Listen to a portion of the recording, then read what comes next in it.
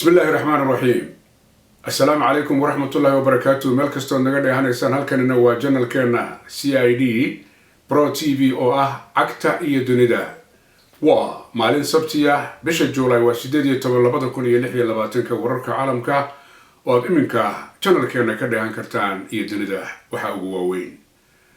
إيران يوليبه ودن كاسي مريكن كايا هبينكي تنضبات إسولابتو إسويرري لبضا لنعبا dowladda Mareykanku waxay weerartay goobo kala duwan oo la sheegay laguna eedeeyay inay yihiin goobo ay rigi degan yihiin sida Iran ay ka dhawaajinayso iyadoo Iran dhinaceeda kale ay weerar xoog leh ku qaaday danaha Ameerikaanka iyo saldhigyada iyo amuuraha uu ku leeyahay marka la fiiriyo wadamada gacanka qaarkood. Ameerikaanku waxay sheegeen inay bartilmaameedsadeen goobo gantaalada iyo weliba dhinaca difaaca iyo hawada lagala socdo iyadoo dhinaca kalena Iran ay shaaca ka qaaday inay weerartay wadamada Bahrain iyo Jordan iyo weliba Kuwait oo danaha Ameerikaanka goobo ay lahaayeen taasoo ay u arkaan inay guul ka gaareen. habeenkii toddobaad marka ay tahay waxay u muuqataa arrintan ay faraha ka sii baxayso iyadoo dowladda Iran ay si buuxda u shaacisay gaar ahaan ninka isagu madaxda uga ahaa Afhayeenka dhinaca wada hadalka in uu yiri wixii hadda ka dambeeya dagaal ayaynu u diyaar garownay aanu kala soo horjeedno cadowga oo uu ku tilmaamay inuu yahay Ameerikaanka. marka daba la fiiriyo dhibaatooyinka xoogga leh ee ka jira dhinaca gacanka iyo weerarada Iran iyo Ameerikaanku waxay noqdaan kuwa saameyn ku yeelanaya guud ahaan dunida iyadoo dhinaca kalena Iran ay sheegtay dhibka xoogga leh ee jira iyo talabada ay qaadi doonaan inaanay ku ekaan doonin gobolka oo ay markaasi sii faafi doonto sida hadalka u dhigeen. warbixin ka timid dowladda Iran wasaaraddeeda arrimaha dibadduna waxa ay ku eedeynaysaa Ameerikaanku inay weerareen goobaha rayidka oo ay ka mid yihiin isbitaalada dhinaca kaabadaha ama biriijyada ama buundooyinka waxa loo yaqaano tareenada isteeshinada iyo goobo kale oo ay dadku adeegsadaan. qaaninta marka la fiiriyo qawaaniinta adduunka waxaa mamnuuc ah dalalku marka ay dagaalamayaan in si bareera loo beegsado goobaha dadka rayidka ahi ay markaasi wax ku qabsadaan amaba ay degan yihiin. laakiinse colaadahan jiray intii dambe tan iyo 28 February waxay ahaayeen kuwo wajiyo kala duwan leh laakiin iminka ay u muuqato iyadoo la yiri heshiis isafgarada ayaa jiray bishii la soo dhaafay ee June in haddana habeenkii toddobaad Ameerikaanku si joogta weerar ay ugu qaadaan Iran ay si joogta weerar ugu qaado dalalka gacanka. marka la leeyahay dalalka gacanka danaha Ameerikaanka taa macnaheedu maaha dhibaatadan ay ku ekaan karto goobaha Ameerikaanku wuxuu yaalaan iyo saldhigyada ay ku leeyihiin wadamada gacanka laakiin dib ayaa gaari kara dalalka kale ee la weerarayo. dalka Bahrain ayaa wararkii ugu dambeeyay waxay sheegeen dadka inay u shideen dhawaaqa digniinta ah oo ay ugu sheegayaan weerar xoog leh oo daroonada iyo weliba marka la fiiriyo dhinaca gantaaladu inay ka imanayeen dhinaca wadankaasi Iran. weli lama oga arrimuhu sida ay yihiin xaaladuna ma qumana laakiin waxaa la eegayaa had walba wixii ku soo kordha oo aad kala socon doontaan channelkeenan marka aad fiirisaan CID Pro TV. wararka ka imanaya midowga Yurub iyo magaalada Brussels waxay shaaca ka qaadeen in 27 wadan ay u sheegeen dowladda Israa'iil inay si degdeg ah u joojiso isballaarinta iyo duminta ay ku hayso dhinaca daanta galbeed ee marka la fiiriyo dhulka reer Falastiin ayagoo qiil uga dhigaya midowga Yurub inay taasi wax u dhibi karto dowlad ay yeelato mustaqbalka ee Falastiiniyiintu. wadamada midowga Yurub afayeen hadla waxa uu shaaca ka qaaday inay khalad tahay in la baabi'iyo dhulka dadka reer Falastiin ee daanta galbeed in la isballaariyo iyo in dadka la barakiciyo taasoo ay sheegeen inaan loo baahnayn. midowga Yurub waxay sheegeen dowladda Israa'iil in looga fadhiyo dadka sida sharci darrada ku degan ee daanta galbeed ee dadka dhibaateeya ee dadka gumaada ee dadka kiciya ee dadka waxooda dumiya in gabi ahaanba la joojiyo oo markaasi la raaco qawaaniinta caalamiga ah. dhowaan ayay ahayd markii golaha wasiirada dhinaca amniga ee wadankaasi Israa'iil ay go'aamiyeen lacag aad u fara badan oo gaaraysa 478 milyan iyo 800 oo kun oo dollar oo la doonayo in lagu dhiso dhismayaal cusub oo ah ilaa 34 qaybood daanta galbeed.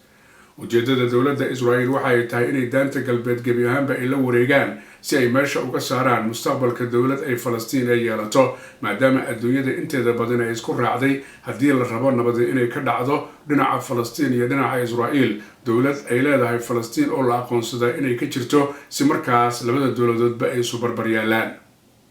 iminka go'aankan ka imanaya dhinaca midowga Yurub ma aha mid cusub ee hore ayuu u jiray laakiin iminka waxaa badatay dhibaateynta iyo carqaladeynta iyo gumaadka iyo baabi'inta iyo duminta dhulka reer Falastiin iyo daanta galbeed iyo bariga Jerusalem taas ayaana keentay inay midowga Yurub ka dhawaajiyaan iminka go'aankan isaga ah. laakiin waxa ay midowda Yurub ku kala qaybsan yihiin in tallaabo laga qaado Israa'iil iyo in kale.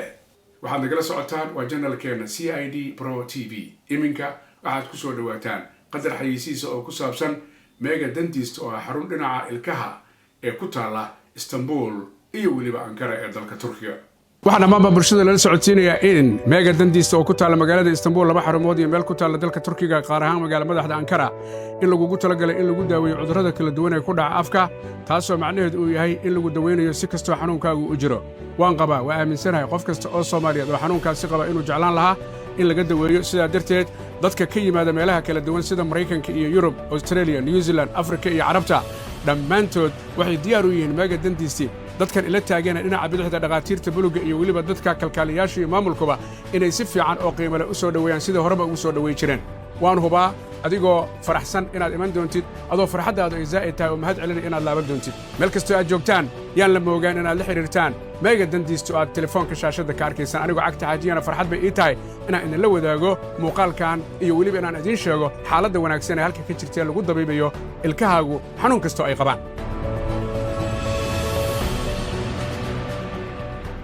wararka ka imanaya UK waxay shaaca ka qaadeen markii ay kulmeen shalay oo Jimco ahayd guud ahaanba xubnaha baarlamaanka ee xisbiga Labourku inay xaqiijiyeen in ninka lagu magacaabo Andy Burnham uu yahay hogaamiyaha xisbiga Labourka wixii hadda ka bilowda, iyadoo la filayo Isniinta saa dambana inuu noqdo ra'iisul wasaaraha UK.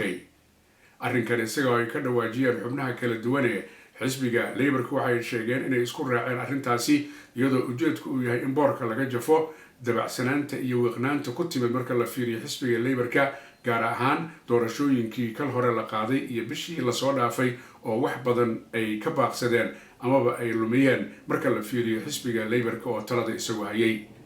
bishan July marka la fiiriyo 2 sano ayay u noqonaysaa tan iyo intii ra'iisul wasaaraha jagada ka degaya Starmer uu ahaa ra'iisul wasaaraha dalka, iyadoo waxyaabo badan oo loo idmaday aanay meesha soo gelin. taasina ay keentay inay xisbiga Labourku ay isarkaan inay isaluugaan. ninkan isaga ah ee Andy Burnham waxa uu ahaa duqa magaalada Manchester, laakiin xubnaha baarlamaanka ee Labourka ayaa ku taliyay inuu jagada baneeyo, kadibna isaga la siiyay fursad uu ku noqdo xildhibaan ka tirsan dhinaca Westminster. taasina ay keentay in loo doorto hogaamiyaha kadibna uu noqonayo ra'iisul wasaaraha. wararka ka imanaya dhinaca dalka Yemen waxay shaaca ka qaadeen in qolyahooda ilaalada xeebuhu ay sheegeen in markab isagu shidaal oo lagu magacaabo Astana la afduubay, taasoo loo maleeyo afduubku inuu yahay mid ay ku kaceen qolyo ka socda dalka Soomaaliya. wararku waxay sheegayaan inuu yahay markabkii labaad muddo 3 bilood ah ee laga afduuba aagga biyaha dalka Yemen. wararku waxay sheegayaan in rag aan la aqoonsan ay fuuleen markabkaasi kadibna ay u dhaqaajiyeen dhinaca dalka Soomaaliya. qolyaha maraakiibta iyo hay'ad ka tirsan UK ayaa waxa ay sheegtay arrintaasi inay dhacday, laakiin looga digayo guud ahaanba maraakiibta kale aagga maraysa feejignaan iyo digtooni inay ku maraan mar haddii xaaladdu aanay wanaagsanayn. markabkaasi isaga oo markab shidaal wuxuu noqonayaa markabkii labaad muddo 2 bilood iyo guud ahaanba 2 bilood marka la isku daro kii saddexaad. inta badan aagga biyaha Yemen iyo biyaha Soomaaliya ayaa waxay ahaan jirtay in maraakiibta si buuxda looga afduubo, laakiin intii dambe waa laga nastay kadib markii lagu qaaday dagaal qolyaha iyagu afduuba ee burcad badeedka loo yaqaano. laakiin iminka waxay noqonaysaa in markabkan isaga uu yahay midka lagu magacaabo Astana ay qaateen raggaasi, iyadoo weliba sida warbaahinta caalamku ay sheegayso ay xaqiijisay maamul goboleedka Puntland ee Soomaaliya saraakiil ka tirsan dadka wax afduubay inay asal ahaan ay Soomaali yihiin. faahfaahin kale lagama hayo, laakiin waxaa la eegi doonaa halka uu tago iyo xaaladdu sida ay noqoto. waxay ahayd bil ka hor markii markab kale oo sidaasi oo kale gacanka Hormuz ka tegay oo maraya biyaha dhinaca gacanka Cadmeed, isagana sidoo kale markaasi la afduubay uuna ahaa markab isagu shidaal. wixii warar ay ku soo kordhay guud ahaanba arrimahaasi markabkaasi la afduubay dhinaca Soomaaliya loo kaxeeyay waxaynu ku eegi doonaa wararkayga soo socda. qodobkan isaga waxaynu ku eegaynaa arrinta ku saabsan dalka Argentine. kooxdooda kubadda cagta Arbacadii markay ka badiyeen England ciyaar ka dhacday Atlanta, Georgia ee dalka Mareykanka, waxay la soo baxeen qoraallo ay leeyihiin Falklands inaga ayaa iska leh. waa jasiirad ku taala aagga baddooda, laakiin ay dowladda British ama Britanku ay markaasi noqdeen kuwa iyagu muddo maamulaya ama gumaysanayay. haddaba FIFA ayaa sharci ka soo saartay ay leedahay si degdeg ah ayaa tallaabo looga qaadaya Argentine maadaama ay dhex geliyaan waxaan ciyaaraha aan ku saabsanayn, iyadoo ciyaarihii markaasi loo dabaaldegayo. laakiinse waxaa jira in aqalka looga taliyo Britain oo ah number 10 Downing Street in warbixin ka soo baxday ay ka codsatay FIFA inay tallaabo degdeg ah ka qaado qolyahaasi reer Argentine ee ciyaartoyda ah ee iyagu soo hadal qaaday Jazaa'irka Falkland iyadoo ciyaar lagu jiray oo aan siyaasad lagu jirin ayadoo haddaba arrimuhu ay sidaas yihiin FIFA-na ay sheegtay inay tallaabooyin ka qaadan doonto marka la fiiriyo anshaxa iyo asluubta ku saabsan reer Argentine ayaa wardamba wuxuu ka soo baxay aqalka cad ee looga taliyo dalka Mareykanka ee magaalada Washington waxaa hadlay ninka lagu magacaabo Andrew Giuliani oo aqalka cad u qaabilsan arrimaha ciyaaraha FIFA ee 2026 waxa uu taageeray reer Argentine inay xaq u leeyihiin markay dabaaldegayeen inay qoraalka Jazaa'irka Falkland ay soo saaraan oo yiraahdaan Falkland waxa iska leh Argentine